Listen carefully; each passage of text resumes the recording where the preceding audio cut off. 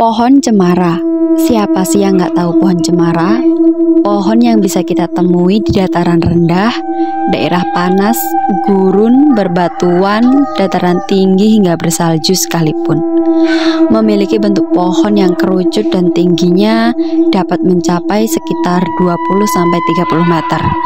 Memiliki daun yang berbentuk ramping dan ujungnya runcing, serta memiliki 91 jenis tumbuhan dalam 4 genus. Video kali ini merupakan kisah nyata dari seorang remaja. Kita sebut saja namanya Raka. Seorang remaja berusia belasan tahun yang masih gencar-gencarnya untuk bermain hingga lupa waktu bahkan segalanya.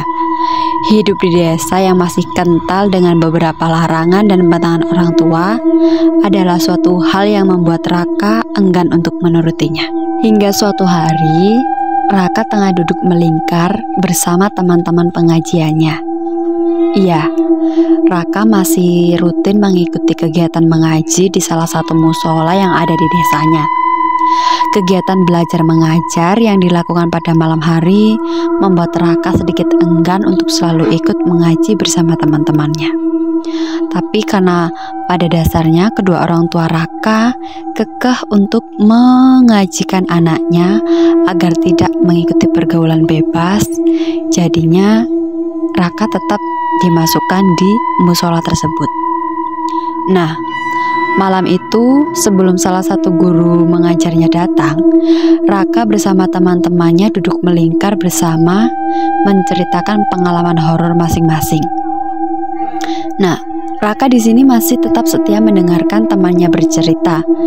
Ya, walaupun di hati Raka masih tetap tidak percaya akan cerita yang disampaikan oleh teman-temannya.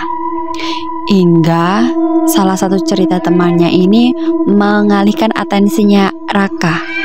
Ya, temannya ini menceritakan sosok misterius tanpa kepala yang tinggal di pohon cemara dekat dengan rumahnya si Raka.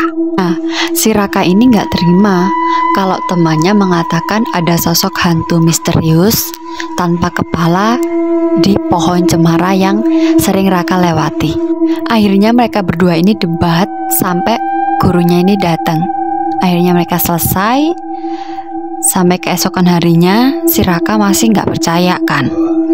Dia bohonglah sama kedua orang tuanya bahwasanya malam itu ngajinya akan ada kelas tambahan, jadi pulang sampai larut malam. Nah, kedua orang tua Raka ini percaya kalau si Raka akan ada kelas tambahan mengaji hingga pulang larut malam. Singkat cerita, setelah selesai mengaji itu sekitar pukul 8 malam, mereka bersama-sama ke rumah salah satu temannya untuk main PS. Karena berhubung besoknya hari libur, jadi mereka main PS. Mereka selesai main PS itu sekitar pukul jam setengah 1 malam. Nah, akhirnya mereka memutuskan untuk pulang. Lalu hanya 3 orang, yaitu Raka dan 2 temannya yang pulang searah dengan Raka. Nah, singkat cerita, mereka sudah mendekati dengan pohon cemara. Karena suasana sudah malam dan sepi.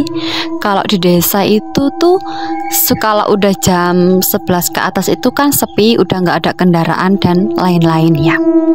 Nah, jadi mereka itu sedikit takut. Awalnya sama orang tuanya si temannya PS itu mau diantarkan, cuman kata Raka dia berani. Akhirnya dia bertiga jalan kaki.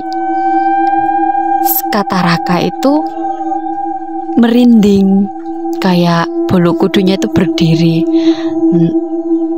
Dia tuh masih di dalam hatinya masih kekeh, mosok enek sih gitu.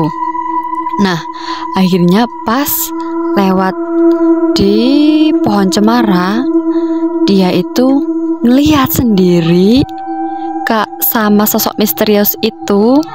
Awalnya dia nggak percaya, sampai akhirnya dia kucek mata, kok nggak hilang-hilang. Si kedua temannya ini tetap diem aja karena takut kan, shock ngelihat itu si sosok.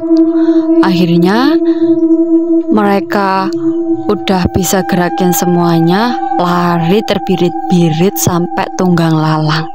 Nah, dari kejadian malam itu, Raka baru percaya bahwasanya ada sosok di salah satu pohon cemara yang sering dia lewati.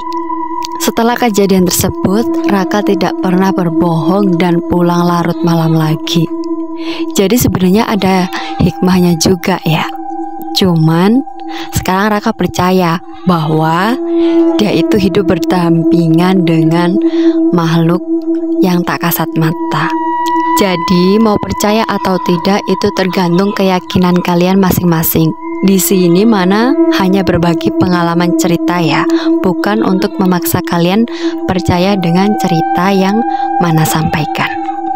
Jadi sampai jumpa video berikutnya. Sampai jumpa.